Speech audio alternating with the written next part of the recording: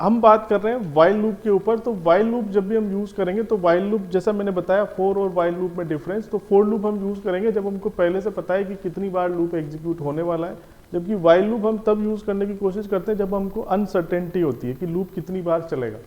While loop का जो syntax है, अगर परफेक्ट लूप आपको वाइल लूप से बनाना है तो आपको 3 चीज़ें उसमें जरूर मेंशन करनी पड़ेगी। क्या क्या मेंशन करनी पड़ेगी? पहली चीज इनिशियलाइजेशन, ये आपको कॉपी पे नोट करना है। पहली चीज जो मेंशन करनी पड़ेगी इनिशियलाइजेशन, मतलब लूप कहाँ से स्टार्ट होगा, ठीक है, उसको इनिशियलाइज करना। दूसरी चीज हमारी होगी कंडीशन, यानी कि टेस्ट कंडीशन। ये कंडीशन हमको बताएगी कि लूप कितनी बार चलेगा। और third thing is increment decrement, मतलब लूप को आपको इंक्रीज ऑर्डर में चलाना है या डिक्रीज ऑर्डर में चलाना है, तो उसके लिए आपको इंक्रीमेंट या डिक्रीमेंट करना पड़ेगा। और ये जो बाकी प्रोग्रामिंग लैंग्वेजेस है जैसे सी, सी प्लस प्लस, जावा, उनका जो वाइल लूप होता है लगभग उसी से मिलता जुलता ये वाइल लूप रहता है। इसका सिंटेक्स भी वैसा ही है, जबकि फॉर लूप का सिंटेक्स पाइथन में कुछ अलग है, बाकी प्रोग्रामिंग लैंग्वेज में अलग सिंटेक्स होता है। सो किस तरीके का सिंटेक्स होगा वाइल लूप का, इसको देखिए। सबसे पहले आएगा इनिशियलाइजेशन, मतलब जहाँ से आपको लूप चालू करना है उसको आप इनिशियलाइज करेंगे। फिर लिखेंगे वाइल, स्मॉल में पूरा वाइल लिखेंगे। उसके बाद में आप स्पेस देंगे और यहाँ पर आपकी कंडीशन को मेंशन करेंगे, जो भी कंडीशन आपको देना है, और फिर कोलन देना है। फिर क्या देना है हमको? कोलन देना है। फिर आपके स्टेटमेंट आ जाएंगे आइडेंटिफिकेशन के साथ, परफेक्ट आइडेंटिफिकेशन के साथ, जिनको आपको वाइल लूप के अंदर रखना है, वो सारे स्टेटमेंट इसमें आ जाएंगे। और फिर जो काउंटर वेरिएबल आप यूज कर रहे हैं, जो काउंटर वेरिएबल यूज किया है वो सेम काउंटर वेरिएबल इन तीनों में यूज होगा, इनिशियलाइजेशन में भी, कंडीशन में भी और इंक्रीमेंट डिक्रीमेंट में भी। वो काउंटर वेरिएबल यहाँ पर हम या तो उसको इंक्रीज करेंगे या फिर उसको डिक्रीज करेंगे, इंक्रीमेंट या फिर यहाँ पर करेंगे डिक्रीमेंट। ये कुछ सिंटेक्स रहेगा वाइल लूप। एक एग्जाम्पल लेते हैं, उसकी हेल्प से समझने की कोशिश करते हैं कि किस तरीके से ये वाइल लूप काम करेगा। तो एग्जाम्पल में अब जैसे मान लो मैं 1 से लेकर 10 तक नंबर प्रिंट करवाना चाहता हूं, तो सिंपल मैं क्या करता हूं, i equal to 1। What is this? This is called initialization, मतलब मैंने i एक लिया, उसको इनिशियलाइज कर दिया 1 से। अब 1 से लेकर 10 तक मुझे प्रिंट करना है, तो ये इनिशियलाइज कर दिया 1 से कि यहां से स्टार्ट होगा। वाइल लिखूंगा, वाइल, अब कंडीशन मैंने दी suppose i less than equal to 10, और फिर कोलन, और फिर मैंने यहां पर कर दिया प्रिंट i, और फिर सपोज मैं यहां पर कर देता हूं i equal to i plus 1। ये इसका एग्जाम्पल हुआ, i equal to 1 while i less than equals to 10 colon print i और i equal to i plus 1। तो ये जो है ये क्या हुआ बच्चों? Initialization. What is this? This is initialization. और ये जो है आपकी, ये क्या हुई? हम आपकी कंडीशन हुई। ये क्या है? आपका स्टेटमेंट है, और ये क्या है? आपका इंक्रीज किया है हमने। अब देखिए ये चलेगा कैसे, ये बहुत इंपॉर्टेंट है कि इसकी वर्किंग कैसे होगी। तो देखिए सबसे पहले क्या होगी, i की वैल्यू मेरे पास 1 होगी। तो i की वैल्यू 1 होने के बाद नीचे आएंगे, यहां पर देखिए कि कंडीशन चेक करेगा। वाइल लूप क्या करेगा? कंडीशन चेक करेगा। तो i की वैल्यू क्या है मेरे पास? 1, तो 1 लेस देन इक्वल टू 10। तो ये कंडीशन ट्रू है कि फॉल्स है? ट्रू। ये कंडीशन क्या है मेरे पास? ट्रू है, क्योंकि 1 जो है वो 10 से लेस देन है। कंडीशन ट्रू है तो अंदर आएगा और i की वैल्यू को प्रिंट कर देगा। तो अगर मैं इसका आउटपुट मानूं कि इसका आउटपुट यहां पर शो हो रहा है, तो क्या प्रिंट हो जाएगा? यहां पर 1 प्रिंट हो जाएगा। फिर i equal to i plus 1, मतलब i की वैल्यू क्या हो जाएगी? इंक्रीज हो जाएगी। अब i की वैल्यू क्या हो जाएगी? 2 हो जाएगी। 2 होने के लिए फिर ये वापस ऊपर जाएगा, क्योंकि एक लूप है, ये यहां से एग्जिट नहीं होगा, ये वापस ऊपर जाएगा। अब i की वैल्यू कितनी हो जाएगी मेरे पास? 2 हो जाएगी। i की वैल्यू 2 हो जाएगी, तो 2 less than equal to 10 condition check करेगा, ये वापस से ट्रू होगी, तो प्रिंट हो जाएगा i, मतलब क्या प्रिंट हो जाएगा? 2 प्रिंट हो जाएगा। इस तरीके से आप देखेंगे इसकी वैल्यू 3 हो जाएगी, 4 हो जाएगी, 5 हो जाएगी, 6 हो जाएगी, 7 हो जाएगी, 8 हो जाएगी, 9 हो जाएगी, 10 हो जाएगी। 10 होने के बाद क्या होगा? 10 लेस देन इक्वल टू 10, मतलब यहां पर ये अप टू 10 प्रिंट कर देगा। जब इसकी वैल्यू 10 हो जाएगी, तो 10 जब ये प्रिंट कर देगा, तो फिर इसकी वैल्यू हो जाएगी 11, और जब 11 के ऊपर जाएगा, 11 लेस देन इक्वल टू 10 करेगा, तो कंडीशन हमारी क्या हो जाएगी? फॉल्स हो जाएगी। और कंडीशन जब फॉल्स हो जाएगी तो लूप हमारा ब्रेक हो जाएगा। बात समझ में आई आपको? तो लूप हमारा ब्रेक हो जाएगा, तो अल्टीमेटली हमको क्या मिलेगा? 1 से लेकर 10 तक के नंबर्स मिलेंगे। Is it clear to everyone? इसका प्रैक्टिकल करके देख लेते हैं। मैं आपको थोनी पर ले चलता हूँ, कंप्यूटर पर ले चलता हूँ और इसका प्रैक्टिकल करके बता देता हूँ कि वाइल लूप किस तरीके से काम करेगा। तो इसका सिंटेक्स आपको हमेशा ध्यान रखना है कि ये इसका सिंटेक्स है और इसी में हमको इसको फॉलो करना है। तो देखिए यहाँ पर मैं वापस यही सेम प्रोग्राम बनाता हूँ, i equal to 1, i less than equal to 10 और फिर मैं प्रिंट करता हूँ i को और i equal to i plus 1, ठीक है। और इसको मैं सिंपल यहाँ पर प्रिंट करता हूँ। तो ये देखिए 1 से लेके 10 तक के सारे नंबर्स मुझे यहाँ पर प्रिंट हो रहे हैं। तो ये समझ में आया आपको किस तरीके से हमने वाइल लूप यहाँ पर लगाया है और वाइल लूप ने किस तरीके से काम किया है। सो वाइल लूप का जो सिंटेक्स है उस सिंटेक्स के अकॉर्डिंग हमको चलना पड़ेगा। सबसे पहले हम इनिशियलाइज करेंगे, फिर वाइल लूप लगाएंगे, यहाँ पर कंडीशन देंगे, प्रिंट करेंगे i और i equal to i plus 1, मतलब उसको हम इंक्रीज कर देंगे। अब जैसे मान लो एक दो और एग्जाम्पल लेते हैं। जैसे मान लो मुझे 2 की टेबल प्रिंट करना है, 2, 4, 6, 8, 10, यहाँ तक मुझे 20 तक प्रिंट करना है इसको। तो इस केस में क्या करना पड़ेगा, अब देखिए इसको मैं वाइल लूप से बनाना चाहता हूँ, फोर लूप से नहीं, वाइल लूप से मुझे बनाना है। तो वाइल लूप से बनाना है तो कैसे बनाऊंगा, अब इसकी देखिए जो इनिशियलाइज वैल्यू है, एक काउंटर वेरिएबल लूंगा, ये कहाँ से चलेगा, i इक्वल टू 2 से इनिशियलाइज कर दिया। वाइल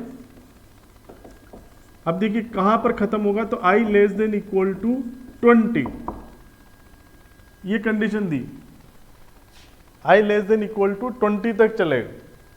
i इक्वल टू 2 से चालू होगा और इसकी जो लास्ट कंडीशन होगी i less than equal to 20, मतलब जब तक 20 के बराबर या उससे लेस देन रहे तब तक ये लूप चले। और मैं क्या प्रिंट करूंगा, i को प्रिंट करूंगा, ठीक है। और अब इंक्रीमेंट डिक्रीमेंट करना यहाँ पर बहुत जरूरी है, क्योंकि वाइल लूप में अपने आप नहीं होता है, वो आप ही को करना है। और अगर इंक्रीमेंट डिक्रीमेंट नहीं करेंगे तो i की वैल्यू 2 ही रह जाएगी, और 2 ही रह जाएगी तो ये घूमता ही रहेगा, इनफाइनाइट लूप हो जाएगा। अब यहाँ पर क्या करूंगा, i को कितने से इंक्रीज करना है, i को कितने से इंक्रीज करना है मुझे, 2 से।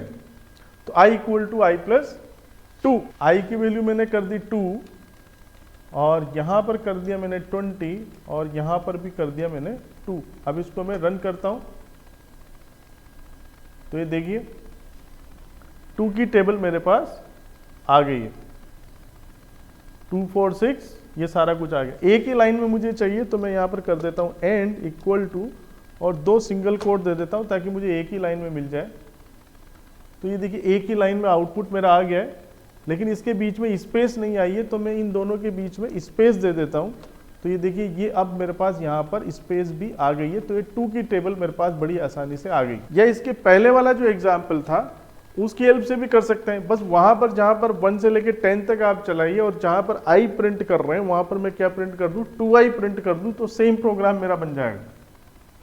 ठीक है, क्या बता रहा हूं मैं आपको कह रहा हूं कि अगर, और ये लॉजिक मैंने आपको बताया था कि आप ये मत देखिए कि क्या प्रिंट कर रहे हैं, आप ये देखिए कितनी बार प्रिंट हो रहा है, तो कितने आइटम प्रिंट हो रहे हैं। यहाँ पर 10 आइटम प्रिंट हो रहे हैं, तो लूप आप ऐसा लगाइए क्योंकि 10 टाइम चले। तो i equal to 1 while i less than equal to 10। अब प्रिंट क्या करना है वो एक अलग बात है, बाकी i equal to i plus 1। तो ये एक लूप लगा जो कि 10 टाइम चलेगा। अब प्रिंट क्या करना है, तो i जो है आपका i की वैल्यू 1 से लेकर 10, तो उस i से आप ड्राइव करने की कोशिश कीजिए कि क्या आउटपुट आपको चाहिए, तो उस हिसाब से ड्राइव करेंगे तो हमको डिजायर्ड आउटपुट मिलेगा। तो i की वैल्यू 1 to 10 और मुझे चाहिए 2, 4, 6, तो ऑब्वियसली मैं यहाँ पर क्या प्रिंट कर दूंगा, 2i प्रिंट कर दूंगा। ठीक है, और सेम लाइन में लेने के लिए क्या लिखूंगा, एंड इक्वल टू, और इस तरीके से ब्रैकेट में दे देता हूं, तब भी मुझे 2 की टेबल ही मिलेगी। i की वैल्यू मेरे पास 1,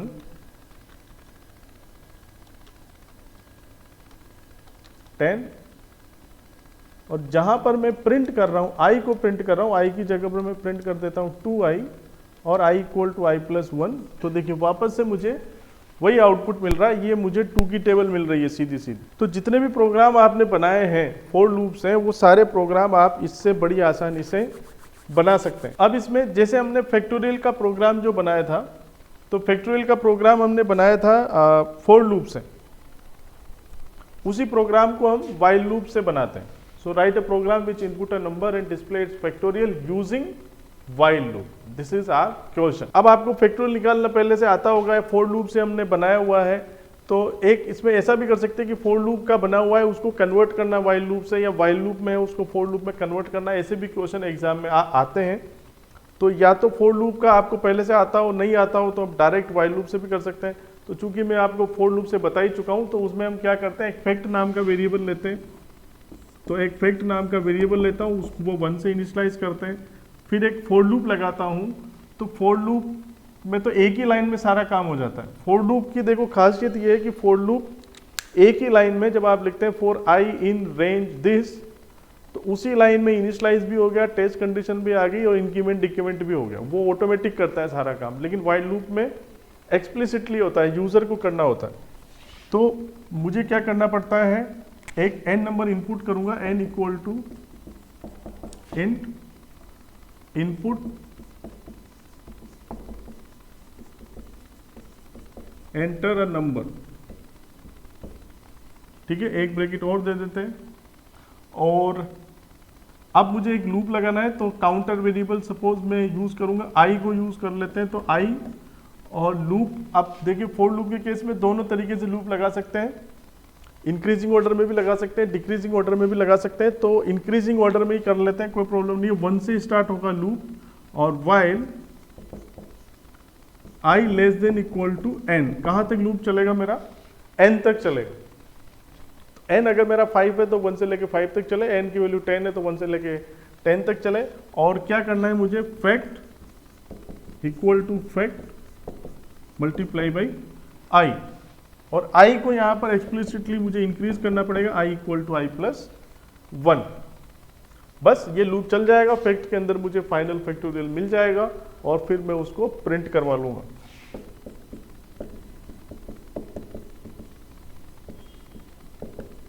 फैक्टोरियल इज फैक्ट। तो एक तरीके से बच्चों ये फोर लूप और इसका अगर मैं कंपैरिजन करूं, यहां पर अगर मैं फोर लूप और वाइल लूप का कंपैरिजन करूं, देखिए ये सेम प्रोग्राम है जो कि वाइल लूप से बना है, और सेम प्रोग्राम जो आपका फोर लूप से बनेगा, उसमें हम क्या करते हैं, n इक्वल टू इंट और फिर फैक्ट इक्वल टू 1, ये इनिशियलाइज कर दिया। फिर एक फोर लूप लगाएंगे, for i in range 1 comma n plus 1, क्योंकि वहां पर ये रेंज का लॉजिक होता है, 1 से लेके n तक लूप लगाना है। तो यहाँ पर n प्लस 1 लिखा था मैंने, और फिर मैं क्या करता हूँ, fact equal to fact multiply by i, और फिर यहां पर सिंपल मैं प्रिंट कर देता हूं, प्रिंट फैक्टोरियल इज फैक्ट। तो आप अगर इसको ध्यान से देखें तो इसको समझने की कोशिश कीजिए कि फोर लूप के अंदर ये जो एक लाइन है, इस एक लाइन में काउंटर वेरिएबल इनिशियलाइज होगा, किससे इनिशियलाइज होगा, आई की वैल्यू 1 से, जो इसकी मिनिमम वैल्यू है उससे इनिशियलाइज होगा। टेस्ट कंडीशन क्या बनेगी, I less than equal to N बनेगी, क्योंकि n प्लस 1 किया है तो n तक चलेगा। अगर n करते तो आई टू n माइनस 1 बनती। स्टेपिंग यहाँ पर 1 ऑटोमेटिक होती। तो यहाँ पर स्टेपिंग 1 ऑटोमेटिक है, मतलब ये i equal to i plus 1 का काम स्टेपिंग कर रहा है ऑटोमेटिक। कंडीशन का काम भी ये रेंज फंक्शन कर रहा है ऑटोमेटिक, और इनिशियलाइजेशन भी ये जो लोअर वैल्यू जो आप दे रहे हो वो उसको इनिशियलाइज कर रही है। तो एक तरीके से रेंज फंक्शन के अंदर जो आप तीन चीजें देते हैं, जैसे 1, 10, 1, तो ये आपका एक तरीके का इनिशियलाइजेशन होता है, जो कि आपके काउंटर वेरिएबल को इनिशियलाइज करता है। जो यहाँ पर 10 नंबर देते हैं, ये उसकी कंडीशन होती है, ये डिसाइड करती है कि लूप आपका कितनी बार चलेगा। अगर 10 लिखा है तो 1 से लेकर 9 चलेगा, 11 लिखा है तो 1 से लेकर 10 चलेगा, समथिंग लाइक दिस। और ये डिसाइड करती है आपका इंक्रीमेंट डिक्रीमेंट। एक तरीके से ये तीन चीजें जो मैंने बताई थी, इनिशियलाइजेशन, टेस्ट कंडीशन और इंक्रीमेंट डिक्रीमेंट, वो रेंज फंक्शन के अंदर इम्प्लिसिटली हो जाती है, ऑटोमेटिक हो जाती है। जबकि वाइल लूप में ये तीनों चीजें आपको एक्सप्लिसिटली करना पड़ता है। तो आप देखेंगे अगर फोर लूप में ये प्रोग्राम है, इसको वाइल लूप में कन्वर्ट करना है तो इस तरीके से हम करेंगे। तो बच्चों अगर प्रोग्राम को कन्वर्ट करना है मुझे आपस में, जो मेन बात जो पकड़ने वाली है वो ये है कि फोर लूप की एक लाइन है, फोर लूप की जो एक लाइन है, और वाइल में वो चीज 3 लाइन में होगी। जैसे मैं लिख रहा हूं फोर लूप के अंदर for i in range 1, 10, 1 colon. तो ये जो लाइन है, इसके इक्विवेलेंट जो वाइल लूप की लाइन होगी वो क्या होगी, इसके इक्विवेलेंट जो वाइल लूप की लाइन होगी वो होगी क्या, आई इक्वल टू, आई उठाया यहां से और क्या कहां से स्टार्ट हो रहा है, 1 से स्टार्ट हो रहा है, तो आई इक्वल टू 1। मैं आपको कन्वर्ट करना बता रहा हूं 4 से वाइल में कैसे कन्वर्ट करेंगे। आई की वैल्यू क्या है यहां पर 1, फिर वाइल। अब देखो यहां पर कंडीशन देना है, तो ये चलेगा 1 से लेके 9 तक। तो या तो आप ये कंडीशन देंगे आई लेस देन इक्वल टू 9, या तो ये कंडीशन दे सकते हैं, या फिर आप क्या दे सकते हैं, आई लेस देन 10। आई लेस देन 10 भी देंगे तब भी वो 9 तक ही चलेगा। तो ये कंडीशन इस तरीके से देना है। तो या तो आप इक्वल, अगर इक्वल यूज करने के हैबिचुअल हैं तो आप इक्वल को यूज कर सकते हैं, या फिर आप लेस देन यूज करेंगे तो एक वैल्यू आपको ज्यादा लेना पड़ेगा। तो मैं इक्वल ज्यादा प्रीफर करता हूं, ताकि क्योंकि उससे हमको एग्जैक्ट काउंटिंग रहती है। सो आई लेस देन इक्वल टू 9 और कोलन, और फिर इसका जो स्टेटमेंट है फॉर लूप के अंदर वो सारे स्टेटमेंट आप लिख देंगे यहाँ पर। और लास्ट में चूंकि इसकी स्टेपिंग 1 है तो मैं क्या लिख दूंगा यहाँ पर, I equal to i plus 1। ये बात समझ में आई। तो इसकी जो एक लाइन है, इस एक लाइन से वाइल लूप में 3 लाइन बनेगी, एक इनिशियलाइजेशन की, एक ये वाइल वाली और एक ये स्टेपिंग वाली। और ये 3 लाइन इसी लाइन से हमको डिसाइड करना है। अगर इसका रिवर्स काम करना हो, अगर वाइल लूप आपको दिया जाए उसका आपको फॉर लूप में कन्वर्ट करना है, तो क्या होगा, कहां से चालू हो रहा है, देखो काउंटर वेरिएबल पकड़ेंगे आई, तो आई को यहां पर रख देंगे। फिर कहां से चालू हो रहा है, 1 से चालू हो रहा है तो रेंज के अंदर 1 लिख दिया। कहां तक जा रहा है, 9 तक जा रहा है तो यहां पर 10 लिख दिया। स्टेपिंग मेरी यहां पर 1 हो रही है तो फिर मैंने इसको 1 से इंक्रीज कर दी। चलिए एक सीधा सा इसका एग्जाम्पल ही ले लेते हैं। Convert following program code into while loop.